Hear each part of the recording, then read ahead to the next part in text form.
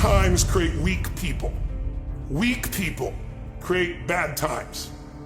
Bad times create strong people. Strong people create good times. My whole thing is leaders anticipate, losers react. If you can anticipate what's coming, you can really take advantage. If you wait till it hits you, you're in trouble.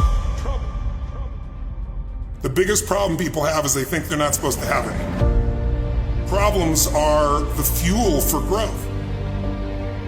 It's like if you don't have any problems, you're either a liar or you might call them challenges. It feels better. I understand that.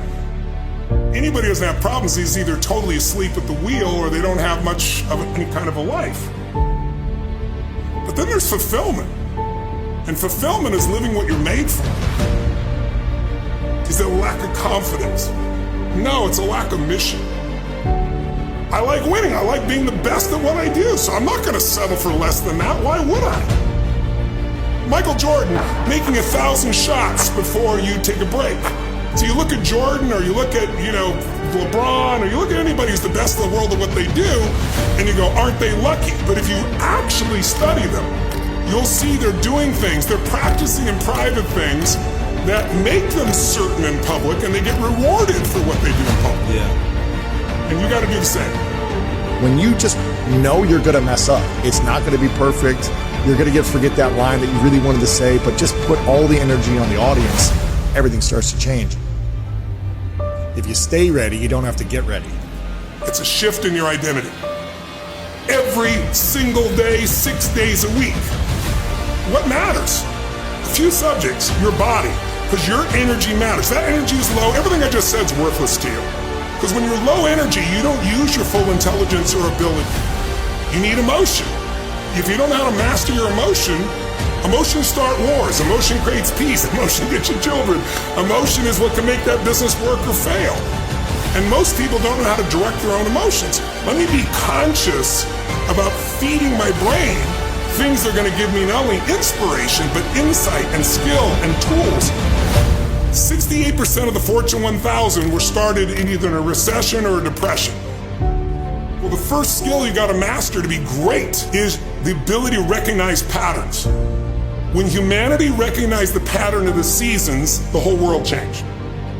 Because we went from hunter-gatherers trying to survive from place to place where we're exposed to everything, to wait a second, if we plant in the springtime, we protect in the summer, we reap in the fall, and then we hang on to some of that so we can live through the winter. That created communities for the first time, and then eventually cities and states and countries. So that changed the world. What will change a person's life is when you realize there's also a set of seasons in your own life.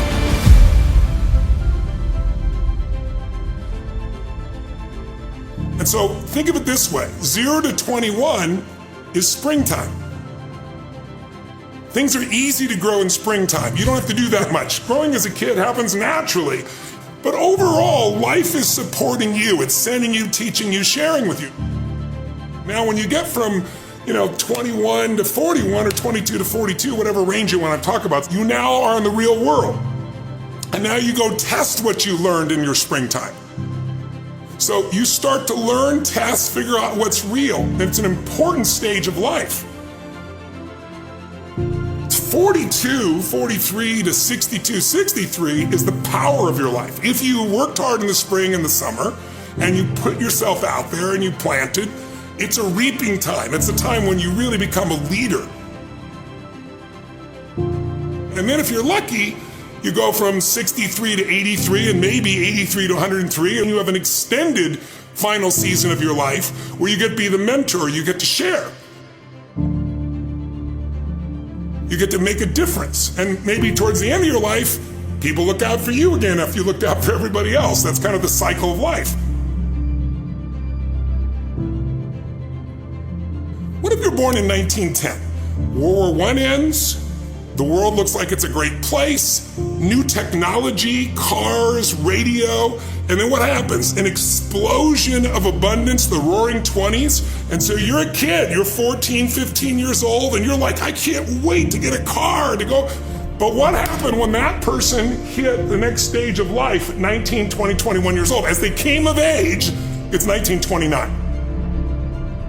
And suddenly, people are jumping out of buildings, total depression, dust bowl, nobody's got jobs. It looks horrific, and it was horrific.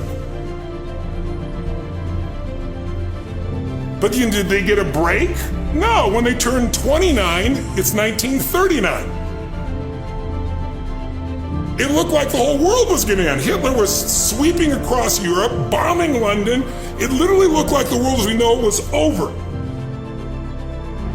This is what gives me great optimism for everyone watching here.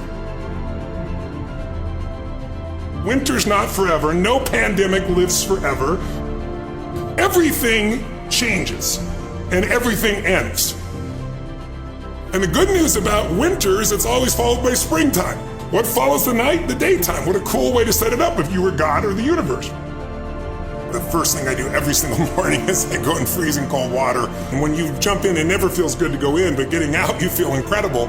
But I do it for a different reason. I do it to train my brain to say, when I say now, it means now. When I say go, we go. I don't stand there because it's cold and go maybe in a minute when I'm ready. But I always do it because I've trained my brain. This is how we work. And if you train your brain to do that every single day, then it'll do it on the more difficult and important things in life. But the essence of it is, I change my body radically, and I do 3 things to make sure that my brain is primed. And what I mean by primed is, most people think their thoughts are their thoughts, Lewis, and you and I know better. Most people just don't understand that you are being primed all the time, and unless you prime yourself, you're going to be primed by the environment.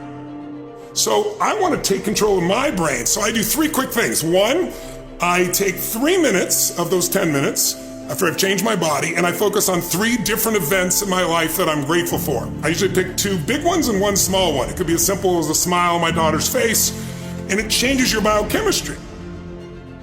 Then real fast, I do this 3-minute process that's kind of like a blessing, and then 3 minutes, the last 3 minutes are called 3 to Thrive, where I focus on 3 things I want to accomplish, but instead of thinking I want to accomplish, I see, feel, and experience it as done. I feel grateful, I celebrate it, and it trains your brain. So in 10 minutes, I'm done. 3rd thing that I'll do, I immediately send a message or a text or an audio message to somebody as a sincere compliment. And I don't go, dude, great job, or wow, you're cool. I say, hey, listen, I saw you on Tuesday with those kids, and I saw you take that extra 20 minutes no one else did. And I just want you to know, I saw that, I thought that was incredible. So I'm always very specific so they know it's not just some positive thinking bullshit call, it's sincerely doing it. It makes me constantly look for the good in the people I work with. 4th thing I do is whatever I don't want to do, the most challenging part of the day. What's a story we all love? It's the comeback story. It's the comeback, it's the Rocky, it's that music where all of a sudden you step back up and you take control and rock. Good times create weak people. Weak people create bad times. Bad times create strong people. Strong people create good times.